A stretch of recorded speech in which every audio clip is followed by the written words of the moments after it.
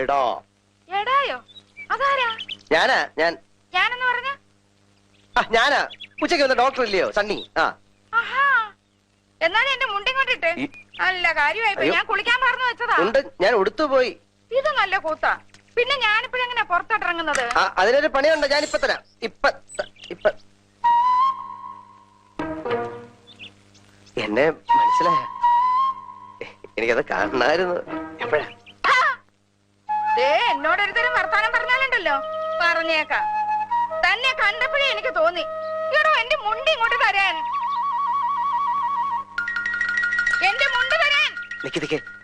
വേറെ ആരും അറിയണ്ട, നമ്മള് രണ്ടുപേരും മാത്രം. രാത്രിയോ പകലോ എനിക്ക് എപ്പോഴെങ്കിലും ഇത്തിരി സമയം തന്നാ ഞാനത് വേണ്ട വിധത്തിൽ കൈകാര്യം ചെയ്തോളാം. പട്ടി തലവഴിക്കാട് പറഞ്ഞാലുണ്ടല്ലോ എന്റെ വിധം മാറും. വല്ലാരും ഇപ്പൊ കേട്ടോണ്ട് വന്ന് എന്താ വിചാരിക്കാം?